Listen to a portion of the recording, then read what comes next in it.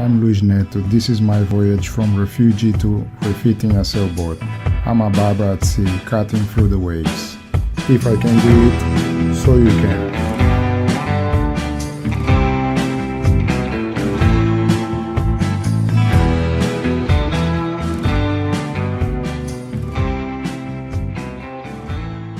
Don't let the seagulls steal your chips.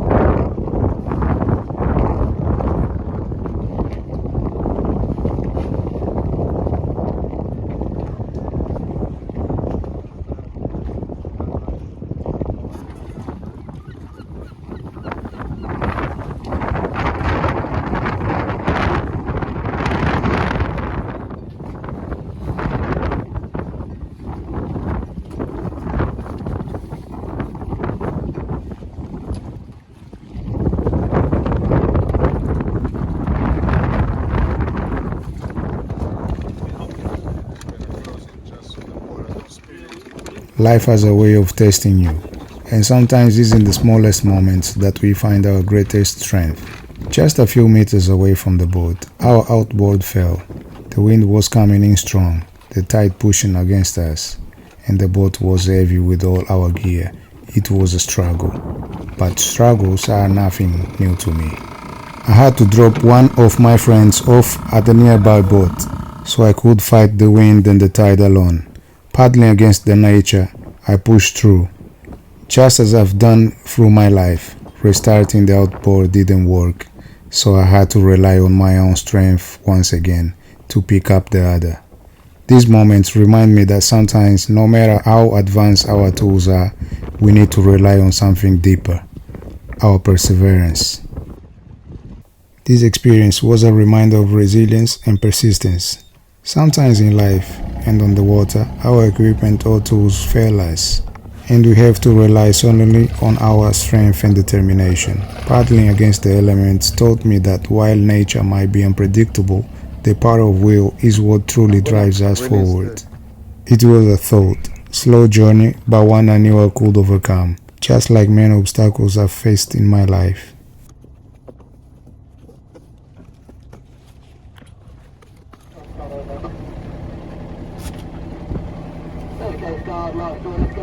But the sea has always more to teach.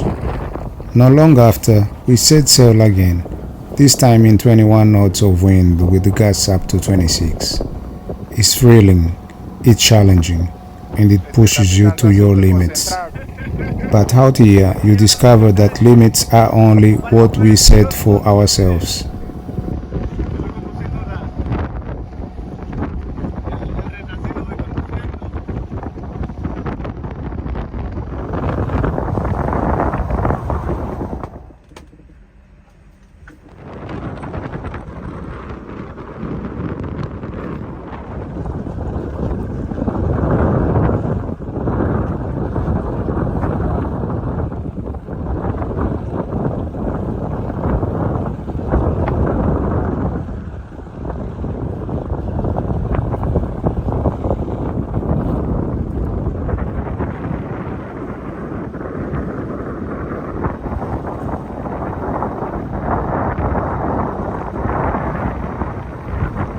Just 4 days before, I was solo sailing in 17 knots of wind with the full sails up, steering with nothing but more than a few bungee cords. For 20 nautical miles, I sailed the coast of Ipswich. It's moments like this where the lessons of resilience and innovation come together. Whether in life or in the open sea, you find a way to steer through the challenges no matter how strong the winds. Sailing solo with only bungee cords to hold the course was an exercise in trust. Trust in my boat, trust in my own preparation, and trust in the conditions. It was also a lesson in innovation. Sometimes the simplest solution works best. Knowing I could rig up a temporary system to handle 17 knots of wind while still keeping control of the boat gave me immense confidence. It proved that sometimes we need to let go of control and allow things to flow naturally, while still staying focused on our destination.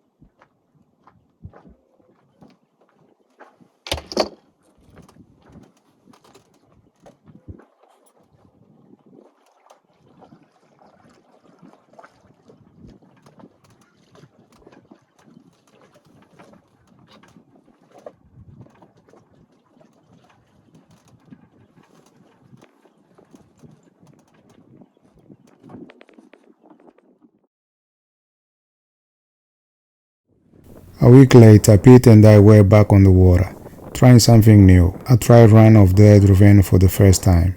Like in life, it's about adapting and finding new tools to help navigate the storms. The Hydrovane trial opened up new possibilities to long-distance solo sailing.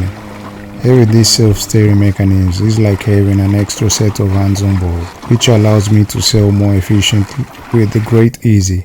It's a tool that symbolizes growth both in terms of technology and mindset. It represents that with the right equipment and the right attitude, you can go further than you ever imagined. The Hydrovane isn't just a piece of gear. It symbolizes the freedom and independence I've gained along my journey.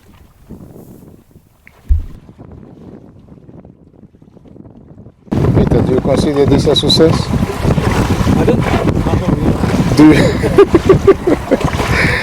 Do you consider this a success, Mission?